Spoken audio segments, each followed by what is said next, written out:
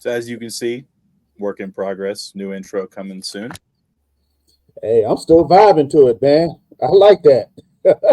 Not like that Jaguar right there at the first thing, you know? Like, yeah, we know we business. Oh, yeah. Y'all hear me? Yeah. Yeah. Yeah. It said my mic was unplugged whenever that was weird. Your mic is unplugged. I think we're hearing you through your computer itself. What the hell? Yeah, Hold you on. don't sound the same. Yeah, not at all. Yeah, they do that. Mine does that sometimes. It Yeah, drives me crazy. I have my PlayStation controller plugged in, and when I Hmm. unplugged it I was unplugging it to like set it up here because I'm done playing Madden while we're talking. It connected, I guess, StreamYard connected to my controller as the microphone because the PS5 has a microphone in the controller, and then when I unplugged it, it went to my lovely camera, and I'm just rambling at this point. Anyways, we got the mic hooked back up. New intro, work in progress, just like our performance. Not really them, just me. If you've made it this far, welcome to the show. Third and Teal Thursdays. We're always here. Thursdays. If you're wondering when we're here, it's Thursday. So Thursdays. We also have shorts. I'm kind of short. Trevor's super tall, but we still have shorts, and we have a good time here. And we got the other shows. That fake Texas team, the Tiny Titans, Unstabled. Only call them the right one because I created it. And we're working on some new stuff, as you guys can see the background. Let me give y'all a little shot of the background real quick. We got a lot coming through. Been working on getting the channel kind of kicked up into a more modern looking fun time. But we're here. We're going to talk some football. And how you doing today, Eric? Or we'll go with Eric today. We always start with Trevor. Trevor, start with Eric. Hey, I'm doing great. It's always a great day to talk Jaguar football, man. Every day. Every day. So let's get to it. Okay. What's going on, Trevor? What's going on, Trevor? Hey, we chilling like a villain on penicillin, baby. It's a new day. It's another day. That's a whole lot of chilling. I know. I don't even know if I can get that chill. Hey, I don't think I want to chill like that. I know, bro. Okay. All right. I see you. I know I was working at Whataburger back in the day, and I like somebody was talking about something. They're like, bro, you good?" I was like, "Bro," I said, "I'm cooling the shit in the freezer right now." He was like, "What?" And I was like, "I don't know, whatever. We're back to work." But we out here. So yeah. One thing I want to talk about that I forgot to mention before the show, and this is one of the things that left my mind. In the the pregame, we pregame too, guys. We're out here getting the not pregaming like drinking, depending on if we do or not. I'm not going to say. We got our little pre-show talk. We get everything in order. Trevor's definitely doing some pre-gaming, not the kind I'm talking about right now. But I didn't talk about this, and somebody said something about this, and it came up in. I can't remember who was talking about it, but somebody was talking about the fact that our draft approach was different this time. I know we've talked about that already, but they said that it almost seemed like a coach had moved into the scouting department. And they were looking at it differently, and apparently we actually do have he was a DB's coach. He is actually a scout now, one of our main scouts, and from from that era. But he was also with the Jaguars previously, apparently, if I'm remembering the story correctly. But I think it's pretty cool that we are putting people in the position that, of course, played the game, but have also coached the game at that level. And as we saw in the hunt, they were collaborating at a very high rate. They were talking about people. They were saying stuff. Of course, they didn't tell us who they were talking about, but it was very interesting to be able to see the process and see that they are, in fact, bringing in people who know football and they can talk about it and they can all state their opinion. At the end of the day, it's not just one opinion that trumps another. And it's funny too, the draft process. Every week, every day that goes by, I hear more and more people talking about the fact that the draft was a lot better than what people thought originally, or they're just not addressing it. They're just like, oh yeah, Jaguars draft was pretty good, blah blah blah, but then they're not talking about how they were shitting on it 2 weeks ago. So, you know, I just want to kind of know you guys too. I mean, are y'all having something similar where you're starting to hear like people are actually talking good about our draft class and like kind of talking differently than they were when we actually drafted them? So I know like day after and like day of, it was fucking detrimental, terrible draft, all this stuff. And then now, I mean, national media, different people are talking pretty good, especially about them LSU boys. You know, I don't know what you guys have been hearing, but I know I've been hearing some stuff that I was not hearing when we first drafted these kids. Yeah. You know, when we talked about the draft, remember we mentioned Matt House, who was at LSU, Yep. and their relationship with that. But a lot of the other coaches too have some type of, how can I say, 3 degrees of separation between the coaching staff, where they're somewhere interacted together or actually coached together. In fact, one of the coaches, the outside linebacker coach, he coached Josh Allen while he was at Kentucky. Yeah. You know, and I saw that. I'm like, oh, I see this now. So, Shuey, isn't it? yeah, I think so. Yeah. So, but what I'm saying is, as you said earlier, you can see there's a different approach to what's going on now, especially on the defensive side of the ball.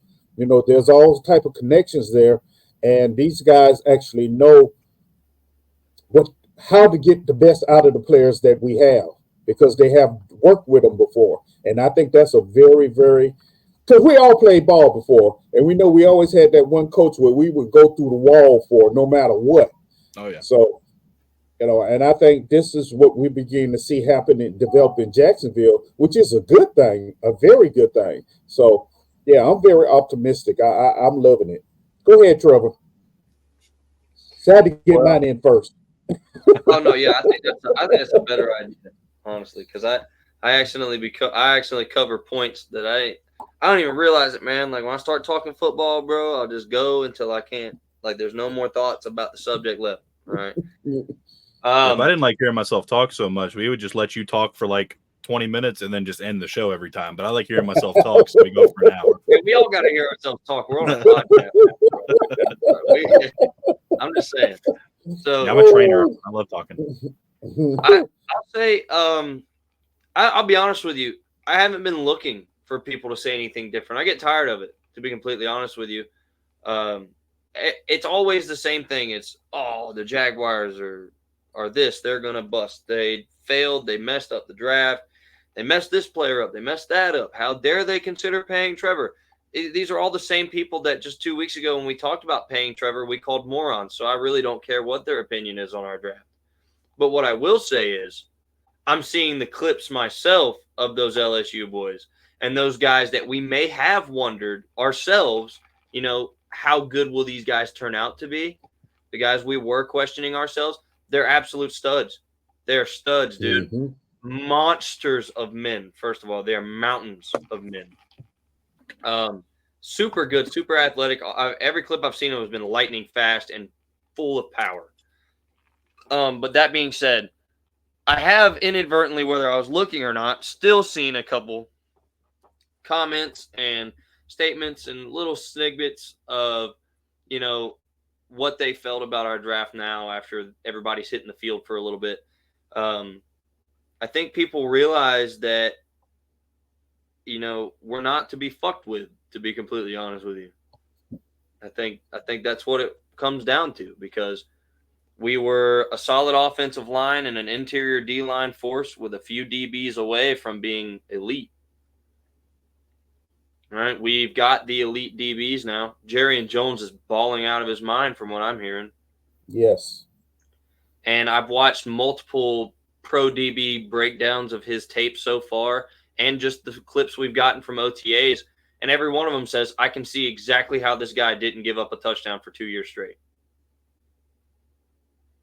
He always keeps his eyes up. He's fast, quick, change of directions, lightning fast, super full of agility, energy.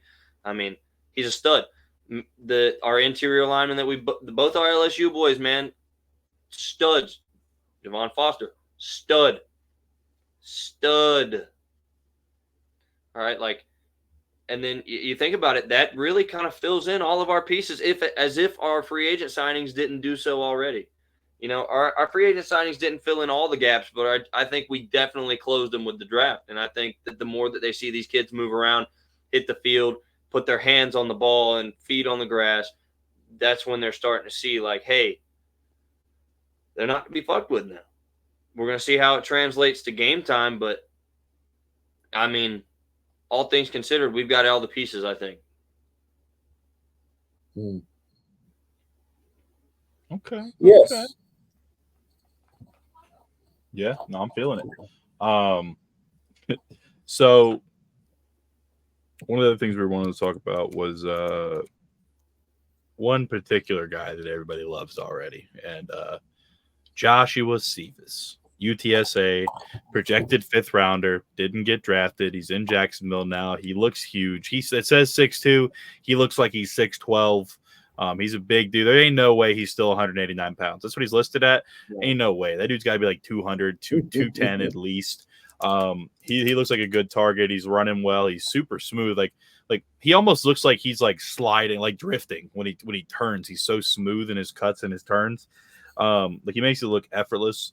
Only UDFA I've seen so far in the team pictures where they took pictures with like the I think it was a Corvette or a Camaro or something. I couldn't tell by the pictures. They had the trunk or the engine bay open with footballs and balloons and shit in it. So he's only UDFA. I think that says a lot. And the Jacksonville Jaguars reposted his pictures when he posted them and said chapter 1 or something like that. And they reposted it. So Joshua Cephas. So what have y'all been hearing about Josh Cephas coming out of camp? It's a Porsche. Oh, it's a Porsche? Yep. I almost liked it. No, I'm kidding. Oh, Porsche all right. Go ahead, Eric. Oh, my bad. Yeah. I look, when we drafted him, when we signed him, me and Trevor both said, yeah, that's a steal right there. And we both said, yeah, he put a little bit more weight, and he's going to make the team. I think he's going to basically he's going to start off on special teams, I think. I really do. Not as the returner, though. He's not going to be a returner. But I do believe he's going to be on special teams and gradually, slowly worked in to the rotation. He's kind of deceptive, though, because he's not fast, but he's always open and he always catches the ball. Super smooth. So, yeah, when you look at that, you're like, yeah, they're going to work him in maybe on some third downs or maybe to start off and then see how it progresses from there. But overall, I'm hearing, I'm in Texas, so I don't get to hear much. But from what I am hearing, he's actually balling out, just like Jarris Jones. So I'm happy with it. I really am. A lot of people, they kind of knocked that one, but hey, we good. We're good. As we said before, something is working right up top for a change in Jacksonville, and that's a good thing. Oh, yeah. Okay. What about you, Trevor? I think he's everything we thought he was. I mean, there's no words to really put in that you can, I don't know, I feel like actually properly summarize his skill and his speed and his cuts and his movements. He's got a great catch radius. He's a certified stud. I mean, it's like we talked about before. No sense in going into a 20-minute, hash about why I think he's a stud. We already don't get self-conscious now, Trevor. It's all right. We're just playing with you. See, the only thing is I've done this on Joshua Cephas like 3 times now.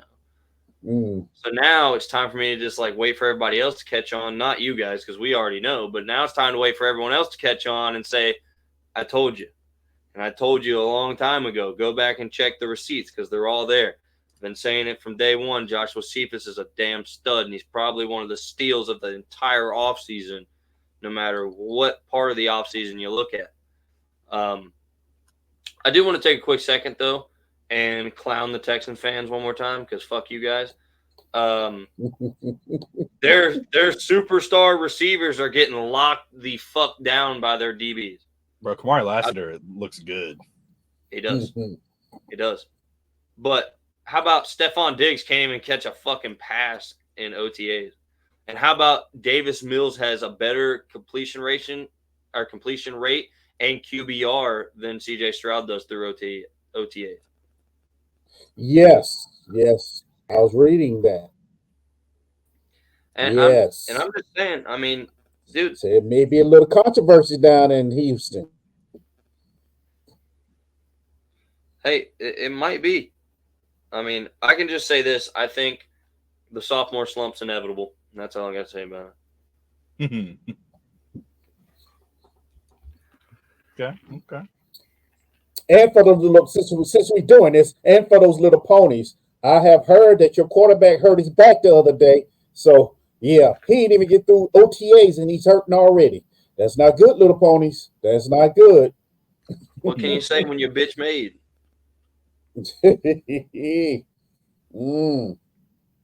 Yeah, I heard that, man. I was like, see, that's what we were talking about right there. He's not durable, not durable at all. That's why they got who they got as a backup? Joe Flacco. No, did they get Flacco? Yeah, okay, they got Flacco this offseason. Where did old boy from Pittsburgh go? One of Pittsburgh. Kenny Pickett got traded to the Eagles. No. Not just Mason Rudolph went to the Titans. Okay. They're talking about Kenny Pickett went to the Eagles. Mason Rudolph went to the Titans. Okay. Okay. Oh, and since we're clowning on everybody, let's also clown on the Titans real quick because they were so high on Treylon Burks being a stud, and their head coach came out the other day and said that he would have to be primarily special teams to even justify a game day spot.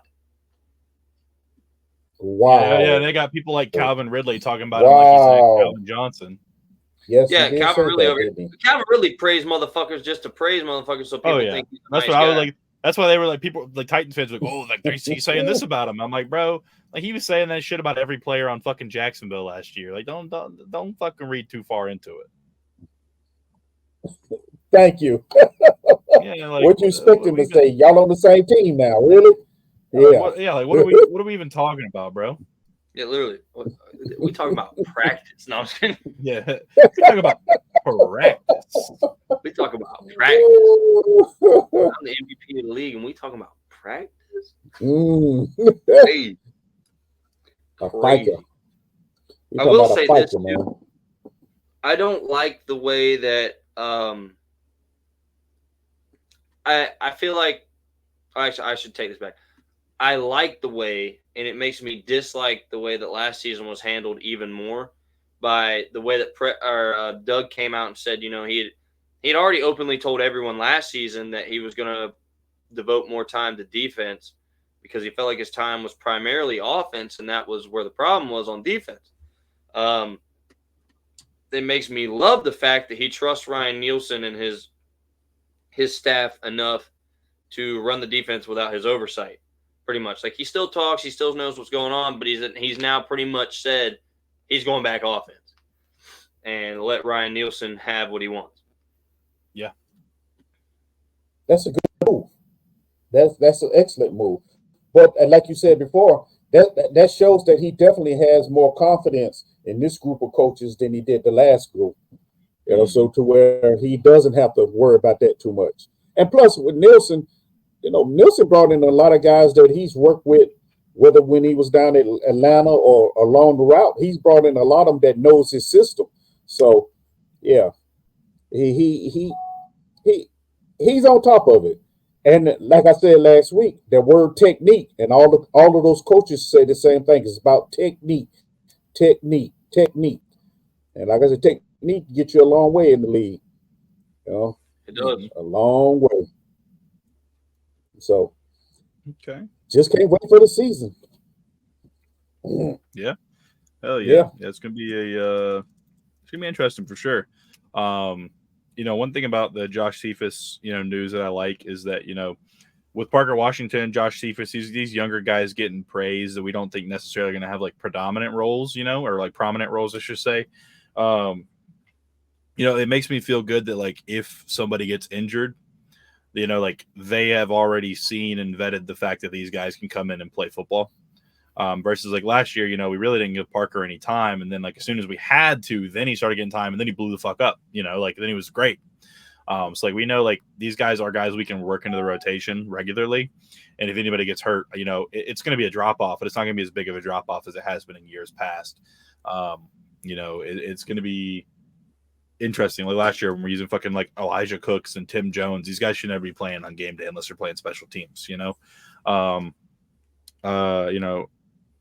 one of the guys I've also heard some stuff about is Travis Gibson. I know a lot of people aren't high on him as the edge 3. I know they're going to be working in like things people have to realize they're going to be working in Yasir Abdullah. They're going to be working in Devin Lloyd coming off the edge a little bit to kind of mix up the packages and get some pressure on some quarterbacks. But Travis Gibson, one thing that kind of worries me, he had a 7-sack season in a 3-4 scheme. And he got like 5 of those sacks in like the last 6 games and that's when he started basically. But then the next year only had 3.5 sacks, more than Caleb on Chason got in 3 years. And but because they switched to a 4-3 and he is not a straight up 4-3 end. Mm-hmm. What I will say to that though is I saw some clips of him and they've been working with him really hard on it. He has beefed up a decent bit. He looks really big. He looks like he's probably like 270 right now, like 260, 270. He's a big cat. He might even be bigger than that. But moving into this season, I've heard some good things about him. He had his second year in the league, he had 7.5 sacks. I mean, that's pretty promising. A little more promising than some people we've had that are not on the team anymore that are already starting fights at edge rusher camps with their teammates, Brian Burns and Caleb on Chason. So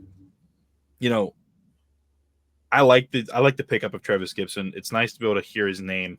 I haven't heard about Ty Summers. I haven't heard about Terrell Edmonds yet. I haven't heard about some of these other guys we picked up. Of course, we're going to hear about Gabe Davis. We're not hearing about Mitch Morris. That's probably a good thing. The less we hear about Mitch Morris, the better, honestly, because he's a center. Yeah. And really any lineman, besides unless it's like a rookie, they're like, oh, he's just dominating, But hearing stuff about Travis Gibson, I'm pretty excited about that. And I think he could be a really good rotational guy for us. And if you haven't heard anything, you don't have to add anything, but like, have y'all heard or seen the clips or seen anything on him? He looks big. I've seen him look huge. Yeah. I've also seen him walk by in other clips, of other featured players. He really does look like a mountain moving around. He looks big, dude. Oh yeah. Is that a theme that's coming out of OTAs this year?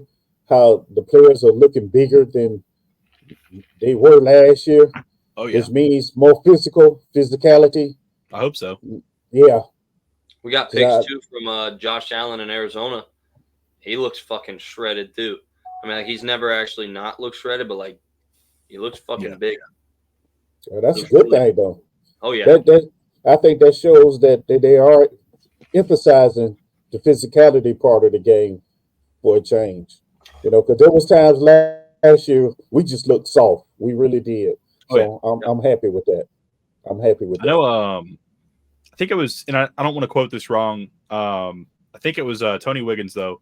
He mentioned on Locked On Jaguars that this is the first time in a long time that we've been 4 deep at the nose, at the DT position. I shouldn't say nose, D tackle. This is the first time we've been 4 deep over 300 pounds in a long time. It's been Devon Hamilton at 330 or 325 or whatever he is, and then after him we just had a bunch of guys that are 280, 290, 276 when they roll Gotsis inside. We haven't had 2, 3, 4 guys that are all 315 plus pounds. That could go in there and move people. And I think we finally kind of have that. And that's a good point that I wanted to bring up was just both lines, especially with the addition of Javon Foster, Mitch Morse, both lines just look big and much bigger. Speaking of Travis Gibson. Yep. Jaguars posted a clip of him. That's what I saw that earlier.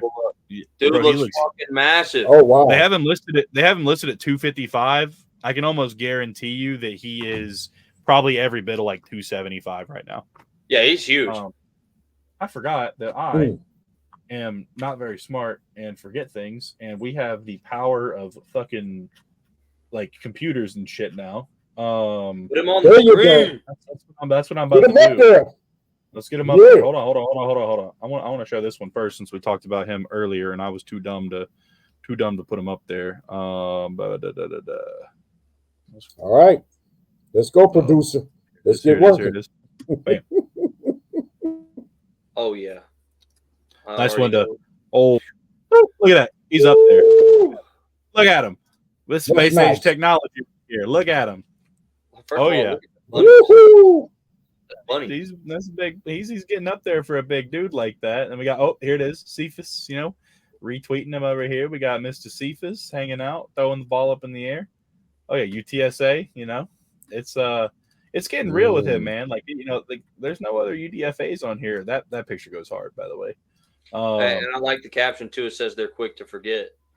Oh yeah, where's the Pepperidge Farm members? I'll tell you that much. I bet they do. It was did they not? I thought you said was it the Jaguars page that posted it? Yeah, it was Jaguars page on Instagram story. Oh, Instagram. Hold on. I don't even know if I'm logged in on Instagram. Yeah, well, we can try that for next time. Either way, Travis Gibson's huge. Yeah, he's a big boy. He's he's getting pretty big. I've also seen CJ Beathard's putting the pressure on Mac Jones for QB2, man. I mean, we already kind of figured he would, but yeah.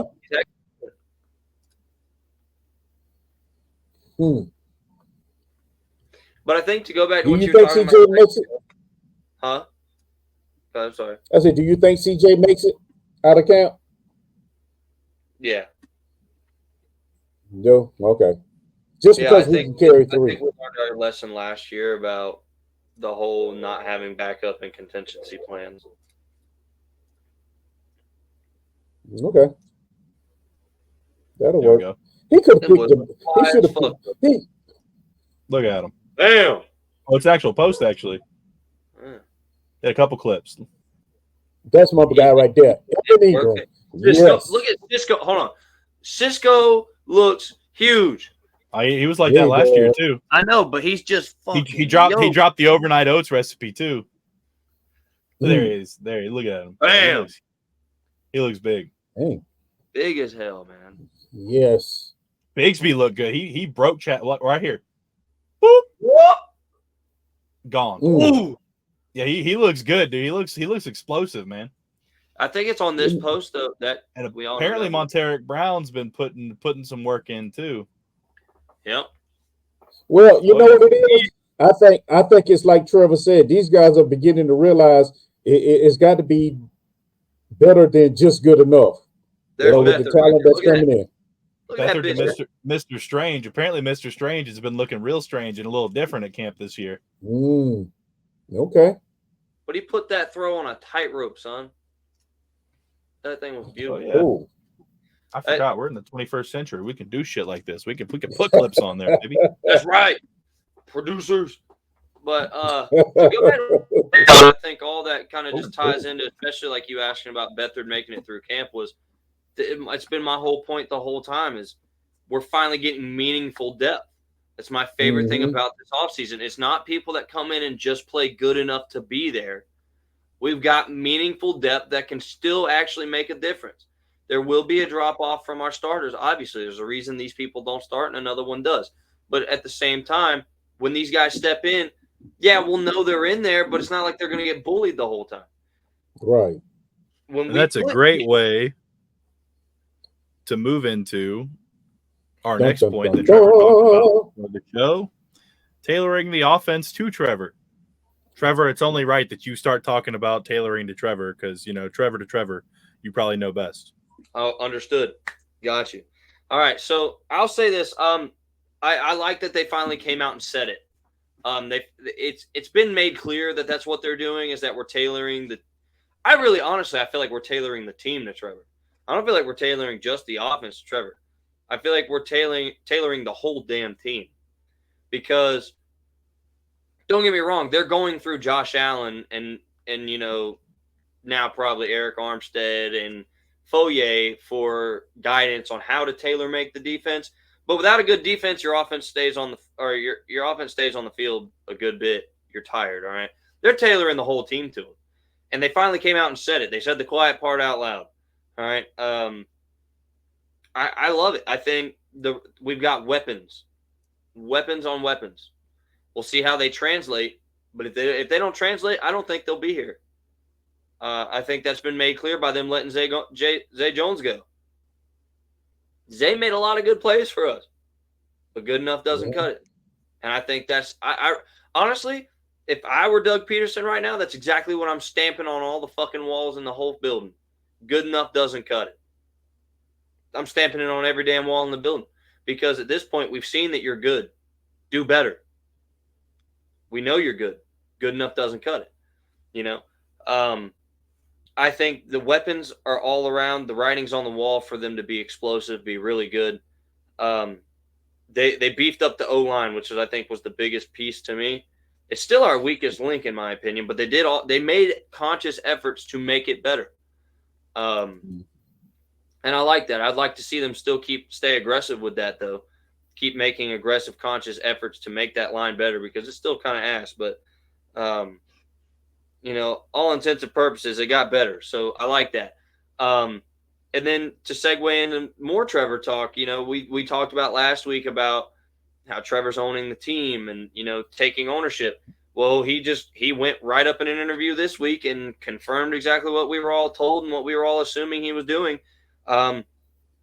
Actually, Isaiah, I think you can bring the clip up. You can bring up the conference with Trevor from where he says it, and then I can tell you exactly what I'm talking about. Yeah, Isaiah. I made a watermark for that timestamp. Let me see. Producer man. Hold on. Is this are you talking about the press conference or like the one on the field press conference? One on the field. The one on the field. Like 6 minutes. Let me see if I can find it. It is. Was it early? Yeah, it was. I think it was in the first few minutes. Let me go find it real quick. I'll find exactly what we're talking about. Well, while you doing that, Yeah, Eric, start talking. I'm watching it. I got it. Yeah, while you doing that, you know what, Trevor? Though you're right, but look how long it took them to realize that is what needed to be done. And I understand the talent wasn't as, but you know, it should have clicked somewhere that's what was needed. You know, tell it around. I mean, he's going in basically his third/fourth year, if you don't count, you know, the first year debacle. There's a YouTube short on it. Says Trevor on BTJ at OTAs. It's literally almost a complete short embodiment of what I'm talking about. But they're good. That's good. Because if you look around the league, the top quarterbacks, that's basically what has happened. The team has been built around them, their strengths, you know, and what they need. So Jacksonville is doing some different stuff, and it's looking good. Now let's just hope that it pays off the way we know it can. You know, I think it will. Offensive line, that still worries me a little bit, but I'm like you. I hope they still go out and, you know, keep looking and try to upgrade it and beef it up a little bit. But I think if injuries aren't as bad as they were last year, I know everybody playing football gets little nicks here and there, but if they stay relatively injury-free, I think we'll be all right, though. I really do. I do. Yeah. And I think Trevor made a quote, you know, that shows us what mindset he's in. It's you know, only one team is happy at the end of the year, and that's the team that won the Super Bowl. Oh, you heard that, didn't you? You heard that. Yeah. Now, you know, I like to hear him say that because the last couple of years he was like, yeah, we know we could have played better. We're disappointed with how we played, but overall we're happy with this and this. No, fuck that. Fuck all that. Good enough, don't cut it. Only one team's happy, and that's the team that wins the Super Bowl, and it's time to be happy, damn it. Never a true statement. Yeah. This clip is not showing up. That's a good thing. That's a great thing. Yeah, I literally looked up Trevor on BTJ and nothing showed up. Go to the Jaguars YouTube. Oh, it's on their actual channel? Yeah, and then it's a short. It's like the third short. Oh, shit. Oh, all right. Excuse you. And then, of course, you know, Bisbee, I want him to, because he was a beast at Auburn. That's the, you know, he was an actual beast at Auburn. So, If he can come along, that'll be even better. I think That is Bigsby even is better. equivalent to Parker Washington for us. They're both equivalent because Yeah. Parker Washington was an absolute stud at Penn State. Mm-hmm. Absolute stud, but then he comes in and he's really good, but has underwhelming involvement in the offense. Yeah. So I would hope to see that they are aiming to increase his involvement and productivity within the offense, just like they do Tank Bigsby. I don't want that to be a one-way street there. Right. Here we go. There you go. I really like him. Obviously, just talented, can fly. He's really smart. I think that's the one thing I'm the most impressed with is he's picking up the offense super fast. He's a quiet guy, so we're still, getting him to ask questions and stuff. But, he doesn't ask any questions. He always knows what to do. So I've been impressed. That's tough for a rookie. I was there, obviously, at one point, and I was swimming a little bit. And to see him come out here and pick everything up and really not skip a beat has been impressive. And then the more comfortable he gets in the system and knows what to do, he's just going to get better and better. But I think our chemistry is growing every day. I'm starting to get a feel for how he likes to run routes. I'm starting to communicate more on how I want things to look and the thoughts that I have based on certain coverages or techniques on the defense. I think he's doing a good job of just soaking everything up, and that's what this time's about, is learning it all, as much as you can. So in training camp, obviously you're going to keep learning, but you want to, like I said, you want to be rolling in training camp and get ready for the season. And you know what the word he used that I think people miss? He didn't say he run fast. He said fly. Now, back in my day, when we say fly, that means you can get it. You know what I mean? That means you running. So I'm like, okay, that's a good one. That's good right there. Fly. I like that. Yeah. Well, I'm gonna be honest with you. Everything he said about Brian Thomas Jr., I think we already knew, and I'm really excited to have it reaffirmed by him. But I can't get over. I'm more excited about the phrases that no one else really paid attention to as far as national coverage wise. Everybody just paid attention to what he said about Brian. I like that he said, I'm starting to communicate more on how I want things to look. Not how I would like, not how I think. This is how I want them to look. This is what I want done. I fucking love it because that's exactly what he has to do. Yeah. He's taking that command, that leadership. He becomes the unquestioned say-so on how the receivers do what they do. No one's going to know him better, and no one's going to know the receivers better than they will know each other. Yeah. I think Doug actually mentioned that in one of his press conferences over the last couple of weeks. Yeah. He said that Trevor was becoming more vocal, and that's what we talked about last week. But then when this press conference come out just a few days ago, I was really enthused to see that that's what he said, and that's the things he's saying, the mindset he's in. It made me really happy to hear that. I was really pleased with it. That shows that Trevor actually has, for lack of, matured a little bit, as far as being a starting quarterback in the NFL. Because like you said before, he used to make little passive statements or what have you. But now it's like, yeah, this is my team. This is the way I want it done. This is where it's going to be done. And let's roll. And I like that. That is totally taking charge, taking command. Hey, can't beat that. No, I'm really happy. Can't beat that because that's what you want. Yeah, that's exactly what you want. It's been good, man. I really enjoyed it. Like seeing a lot of these guys just be more vocal, and they're talking about a lot more guys being vocal, and Devin Lloyd getting a little more vocal on the defense. Mitch Morse, I've heard that he'll just tell people how it is. He doesn't, he'll talk to people. He came in like from day one. They're saying he was talking, like telling people what to do, how they did it in Buffalo, Gabe Davis doing the same thing. Fuck Buffalo, but it's nice to have a guy with experience on a team that's been somewhere. And Mitch Morse has been there multiple times. It's not like it's just like a one and done for him. Him and that Buffalo team have been there, done that a lot of times. And so it's been really cool to be able to see him come in and be able to say stuff like that and just really show people how they run things in other places, Yeah. Agreed. But that's a sign of a maturing team or bringing in mature players and players beginning to buy into to what the coaches and speaking of coaches, that can be said to be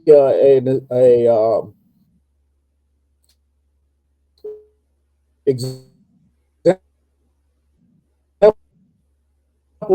of what team, especially with the coaching staff on defense. When one of the biggest problems was the communication.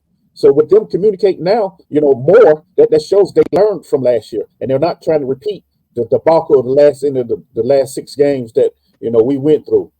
And I say went through because I was Lord. Yeah, so that's good. They're talking and letting me know where you're supposed to be, what you're supposed to be doing.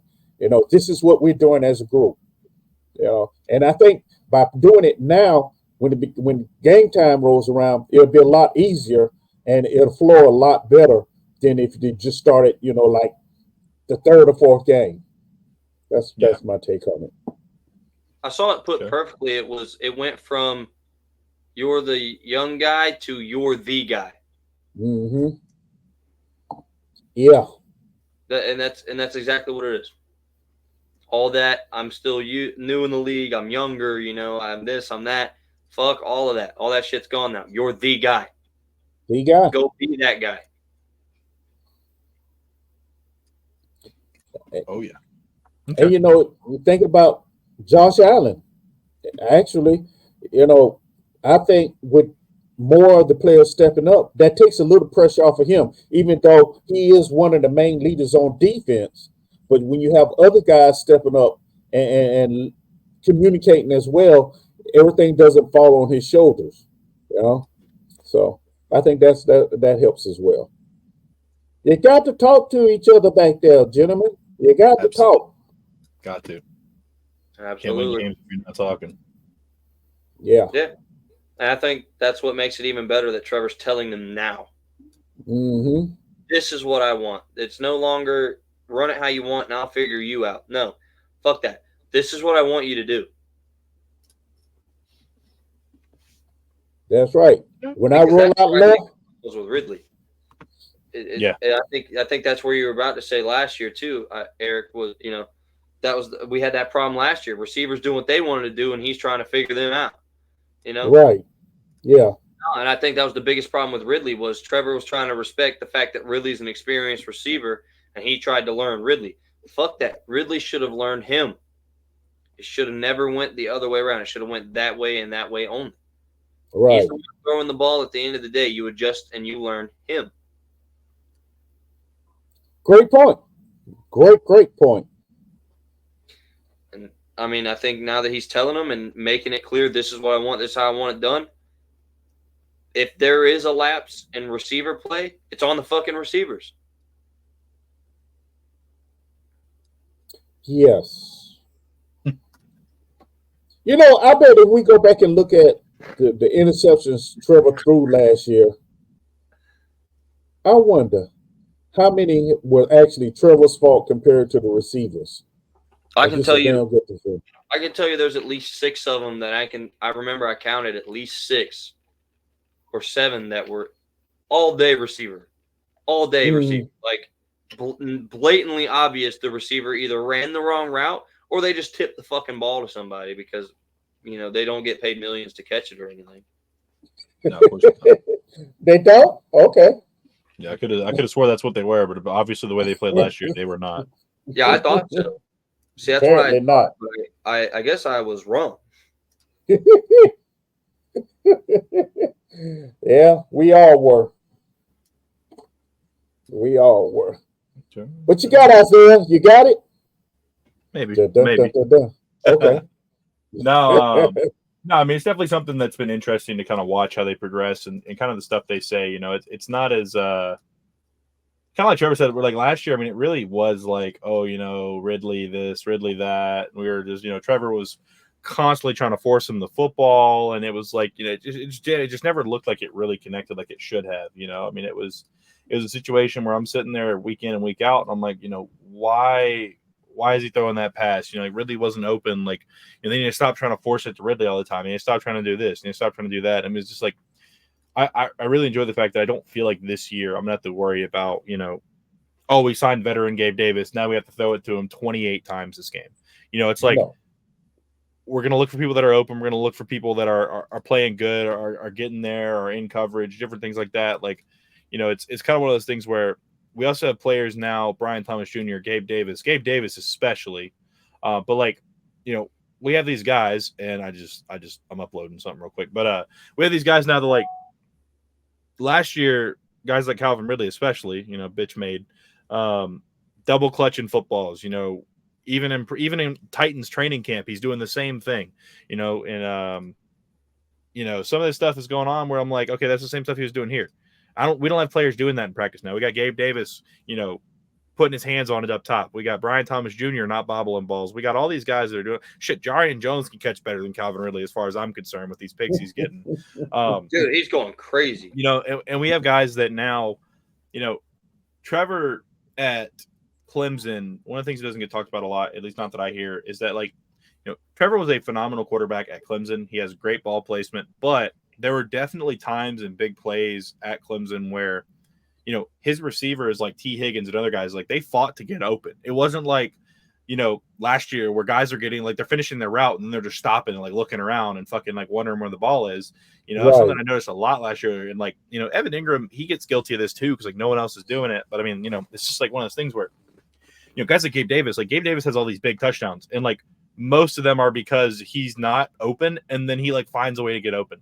That's like Tank Dell last year. Tank Dell got a lot of yards and a lot of touchdowns off of, finding holes in the coverage and going there and adjusting, versus our guys were just running the route, or running the wrong route if you're Calvin Ridley.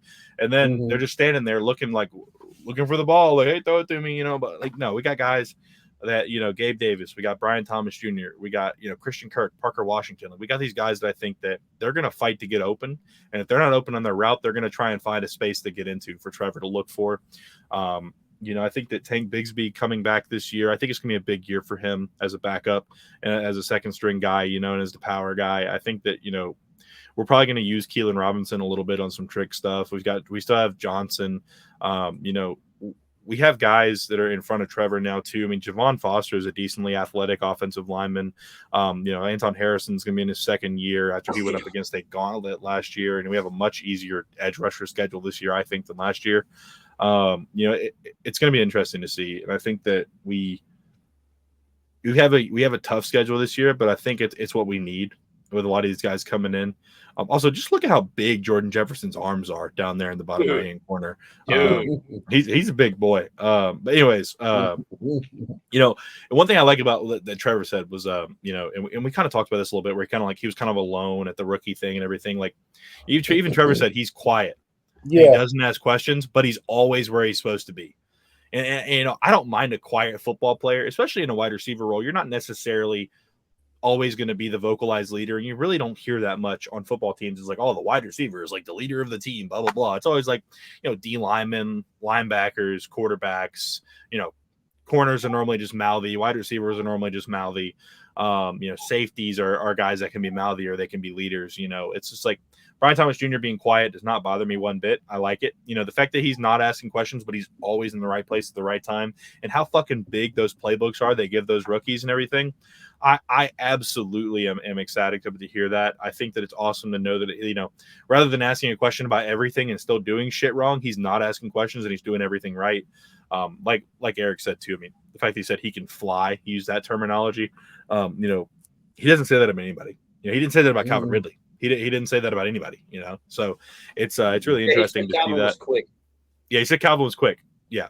So, like, to hear him say he can fly, and I think that, again, we're gonna get the answer to this question one way or another, and I think we're gonna get the answer we want. But, like, I think one thing that's going to help us as well, and I'm going to call it right now because I've seen some stuff coming out about it, and I know I said it earlier. Like, I think BTJ will be an Offensive Rookie of the Year candidate this year, and I think he will be our number one wide receiver at least by midseason. I can easily see there. I mean, I can see him going over 1,000 yards this year and over 8 touchdowns. And one of my big things about him is, like, I think that one thing is going to help us early and won't help us next year. It's going to help us this year, though, especially early in the season. People are just going to be looking for go routes out of this kid. Go routes and posts. That's all they're going to be looking for. Go routes, posts, occasional out route, deep out, deep in. He's gonna burn some people, and he's gonna have some catches over the middle where he takes it to the house and just nobody can catch him. He's got lightning speed for a dude his size, and at 205 pounds and 6'3", but he looks like he's 6'5". Like he's gonna scare some people over the middle where they think that all they have to worry about is the boundary and outside the numbers. But that's the perfect receiver for Trevor at this point. Is a tall receiver that has a good vertical, that is fast, that can go up there and get those footballs. Because even some of the ones that were thrown high, where we say we need a receiver that can jump up and get that, we've got Gabe Davis for that now. Brian Thomas Jr. is so fast he can run under him. He doesn't have to try and leap up and catch him at their high point, because the corners can't get that high. No one's getting that high, but he can get a little more distance on it and get up under it. So. I think he was really a great pickup for us in that position, and they are tailoring. And it was one of those things where people are like, oh, they need a number one receiver. They need a number one. Why didn't they do that in free agency? Why didn't they go after this person? Why didn't they go after that person? Like we have Brian Thomas Jr. It's like 4 years, $14 million or something like that. Like I don't even know what the exact numbers are, but like it's not that expensive. I think it's 4 years, $24 million actually. But like instead of paying a guy $30 million a year, like Calvin Ridley, 32 or whatever his ridiculous contract is. We got BTJ, who within 2 seasons will be years better than Calvin Ridley ever was as a football player, in my opinion. So, of course, he's got to stay healthy. Of course, these other guys, Javon Foster, they've got to make their mark. I think, like I said before, he could be the reason Cam Robinson is out of here. Brenton Strange, I think that we're going to see a little more out of Brenton Strange and Parker Washington this year, and kind of show that, hey, that draft class last year wasn't as bad as it looked like it was.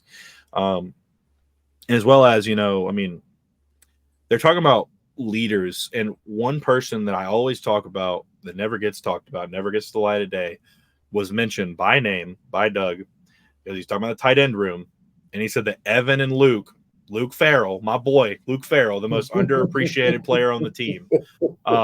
He was mentioned by name by Doug. I think that he kind of gets drowned out by these guys. He's not a superstar athlete, but when he is on the field, you are guaranteed to block one person, no matter who they line up in front of him. He is a beast of a blocker. He has plays where he gets in and you're like, who the fuck is this guy? Because you never see him on the field, or you never notice him because he's always blocking. But he has plays where he gets open, and that was something he did at Ohio State that we haven't given him the time to do here. He's one of those guys that if he's not open on his initial route, he runs down the field and he moves and he goes somewhere. So, I like that they mentioned him and they consider him a leader in that room. I did see actually they did run a pistol set, tight end left pistol set, and they had Evan Ingram in the backfield as a lead blocker, not him on the left side with the strong side tight end. So that was interesting to see. So I think that they're going to run a little more pistol this year. They're going to have a little more option. It's going to be interesting to see, but that would be an interesting combo to have Evan Ingram back there, because he's not who you'd expect. But it's the kind of thing where, they fake the handoff. He goes like he's blocking, then he goes right down the middle of the field. It could be something crazy, but I don't know, man. It's just it's a different feeling this time of year, especially on our offense. Whereas before, I'm like, man, I really wish we'd have done this. Of course, I can say I really wish we went out and got the best center in the league, or the best guard, or the best tackle, whatever. But realistically, though, I'm pretty happy with our team. I think we got a lot more physical offense, especially. We definitely put in some guys that I think are going to make a big difference this year. That's kind of my take on everything so far with the offseason and tailoring everything to Trevor and just moving the sticks on everything. I think you should pull up that short that you posted today. The short that I posted today. Yeah, reminder to watch games, not box scores. Because I think that perfectly summarizes what you were just talking about just how important of a receiver he's going to be for us, because of guys like Calvin Ridley doing Calvin Ridley things. Right? And one other thing I'd like to say too, before we get that on the screen or started or whatever, is I don't know if people know this. I don't know if people pay attention or if they just don't watch. But you know what makes Mahomes and Kelsey so damn good? It's the fact that the only thing predictable about the two of them is that the ball will go to Kelsey at some point. Yep. Because Kelsey doesn't run a set of routes, dude. Kelsey will run a route, and then he'll just start going crazy and get. He just makes shit up. Yeah. Yeah, they make shit up as they go. You will never, you hardly ever will win a game of 1v1 as a DB and a wide receiver if you're the DB. You'll hardly ever win because you have no idea what the fuck you're covering. You don't know. There's no predictability.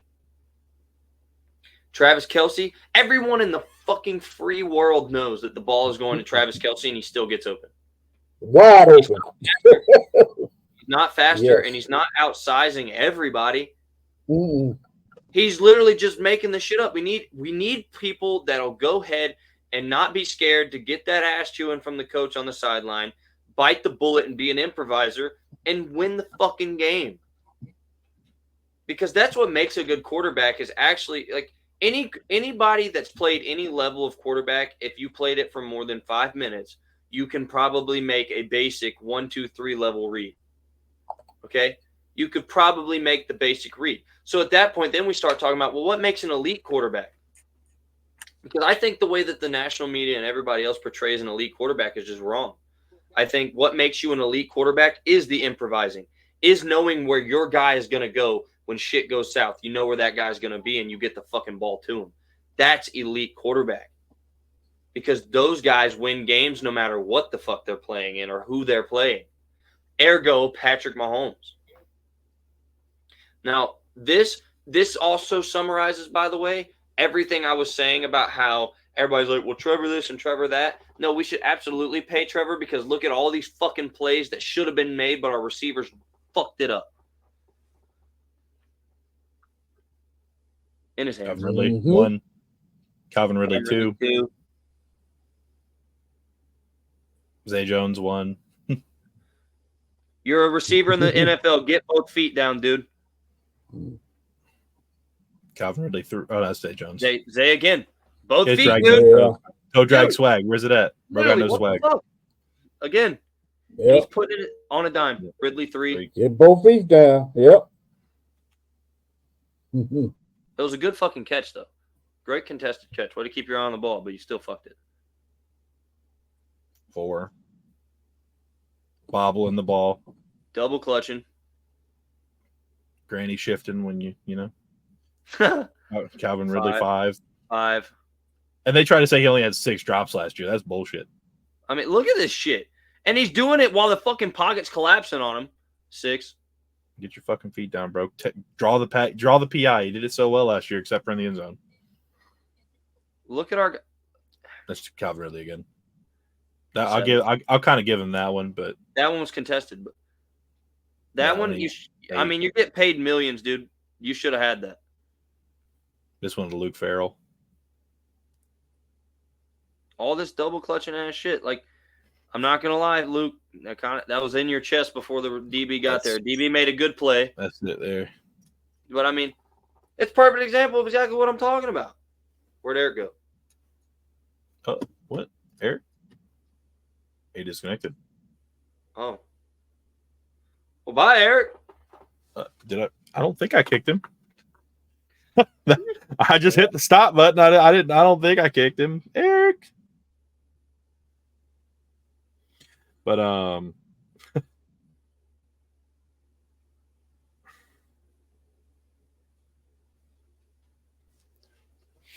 well, might be a good place to wrap up the show. Yeah. Well, Eric, if I did kick you, I'm sorry. I don't think I did, but I may have. We're still new to technology. Yeah, I know. All this technology, clicking, flipping, all this craziness. I'm still getting used to it. Yeah, go Jags. We did it. If you've been here, if you're still here, shout out Worm. Then shout out. Thank you. Like and subscribe. I know you already are Worm, but for anybody else that may have made it this far, hopefully, you guys should also do that and be cool like Worm. And I'm back. Oh, there he is. We got you back. Did I actually kick you out or what happened? I was thinking they were like, you're gone. What happened? I don't know. Wait a minute. We're there. Yeah, Bill. and I clicked the stop recording button, and then all of a sudden, or not stop recording, but stop sharing, and like all of a sudden you were gone. I'm like, I hope I didn't accidentally kick him. Like I don't know what happened. But we are. Yeah, I don't know. Yeah, we're basically just wrapping it up here. Honestly, I mean, we're just talking about how terrible I am with technology and shouting out Worm as usual and telling people they should be cool like her and stay around for the full video. Yeah. Thank you, Worm. Appreciate Yeah. you. Yeah. Woo. Yeah, Worm. But thank you guys again, of course, for coming out and showing out on the Jaguars pod and talking to me on Third and Teal on Thursdays. Thursday when we release it, Wednesday when we record it, but I don't need to know all that. But anyways, so go Jags, baby. Duval. Duval. Hey, send some clips in, y'all. Show us what y'all looking at, and we'll talk about it here on the show. Yeah.